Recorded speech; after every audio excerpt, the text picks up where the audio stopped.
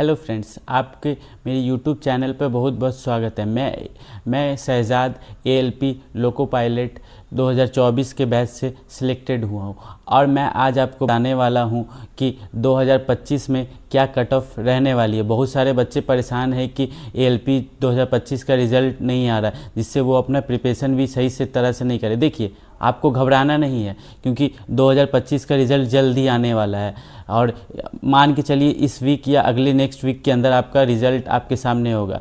इससे आपको लेकिन वो नहीं सोचना है रिज़ल्ट कब आएगा क्या नहीं आएगा, क्योंकि रेलवे का आपको पता ही होगा कि रेलवे बहुत कम टाइम देता है। आप समझिए अगर रिज़ल्ट आया 3-4 दिन के अंदर या एक हफ्ता के अंदर, तो समझिए कि 1 महीने के अंदर वो आपका एग्ज़ाम ले लेगी।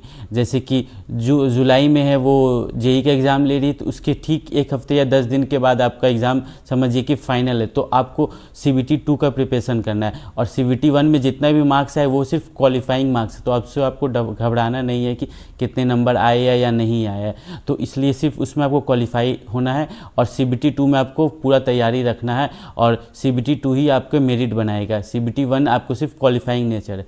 तो चलिए मैं बात करता हूँ आज CBT 1 का कि क्या रह सकता है मार्क्स आपके क्वालिफाइंग है। देखिए, पिछले साल तो वैकेंसी लगभग 20,000 के आसपास थी, तो कट ऑफ काफ़ी कम गया था। इस बार ज़्यादा है कि कट ऑफ ज़्यादा जाएगा, क्योंकि इस बार वैकेंसी जो है काफ़ी कम है, लगभग हाफ है। उससे 10,000 थी वैकेंसी, तो लगभग 15 गुने बच्चे इसमें क्वालिफाई होते हैं। तो 15 गुना क्वालिफाई होते हैं तो लगभग 1.5 लाख के आसपास वैकेंसी सीट्स इस पर हो सकती है। तो उसी हिसाब से क्वालिफाई होंगे। अभी कुछ सीट बढ़ गई हैं, लगभग 1000 सीट, तो उससे 15,000 बच्चे और आएंगे, तो लगभग 1,65,000 70,000 के आसपास सिलेक्शन होगा जो CBT 1 में रहेंगे। जो पिछले साल लगभग 2,85,90,000 के आसपास बच्चे सिलेक्ट हुए थे। तो इसलिए आपको इस बार तो थोड़ा कट ऑफ थोड़ा सा हाई जाएगा, लेकिन उससे आपको डरना नहीं है।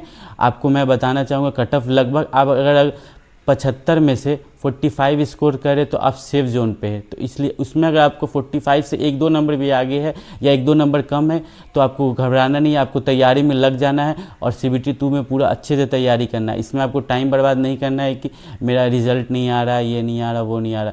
तो इसलिए आपको उसमें लगे रहना है। अगर जो SC ST के कैटेगरी के बच्चे या OBC के बच्चे, उसको अगर 40 से भी प्लस आ रहा है तो उनका क्वालिफाई पक्का होना है। तो 45 के ऊपर जनरल वाले का और OBC ये SC ST वाले 40 के आसपास उन लोग का कट ऑफ हो जाएगा। अलग अलग जोन के थोड़ा थोड़ा नंबर वैरी करते हैं, तो उससे थोड़ा बहुत कम ज़्यादा होगा और ये नहीं होगा। इस बार कंपटीशन थोड़ा हाई इसलिए भी रहेगा क्योंकि बहुत सारे 2024 के मेरे बैच के जो लड़के लोग हैं बहुत सारे दूर दूर जोन भरते थे, लेकिन इस बार जो 25 के है वो आसपास जोन भरे, तो उससे हो सकता है कट ऑफ उनका आसपास रहेगा। तो उसी के इसलिए कट ऑफ थोड़ा सा हाई जाने के पॉसिबिलिटी है, लेकिन ज़्यादा कुछ ज़्यादा नहीं जाएगा, 2-4 नंबर का फ़र्क होता है। तो इसलिए आपको उससे नहीं घबराना है। और उसके बाद आपको ट्रेड और इसका मैं CBT 2 का आपको बताऊंगा कि क्या क्या आपको कैसे कैसे प्रिपरेशन करना है अगले वीडियो में, कि CBT के लिए क्या क्या करना पड़ता है। और ट्रेड में बहुत सारे पिछले साल फेल हुए थे बच्चे जो कि 80-80 नंबर ला के भी CBT 2 में ट्रेड में फेल हो गए। तो वैसी गलती आप मत दोहराइएगा कि ट्रेड के लिए नहीं पढ़े, आपको दोनों पढ़ना पड़ेगा। और रिज़ल्ट आने के बाद आपको बहुत कम टाइम मिलेगा, समझिए कि आपको 1 मंथ का भी टाइम मिलेगा मुश्किल से। इसलिए आपको अभी से प्रिपरेशन में लगे रहना है और ज़्यादा मार्क्स के पीछे नहीं जाना है। आप क्वालिफाई अगर 45 प्लस 50 है तो आप तो सोचना ही नहीं है, आपको क्वालिफाई है आप 100%। तो इसलिए 75 में रहता है वो, अगर आपका नॉर्मलाइज होगा तो वो 100 में जाएगा। CBT 2 का प्रिपरेशन के लिए टेक्स्ट बुक ज्वाइन कर सकते हैं। टेक्स्ट बुक में अभी बहुत अच्छा सेल चल रहा है, तो अगर आपका एक्सपायर हो गया या आप लेना चाहते हैं तो आप ले सकते हैं।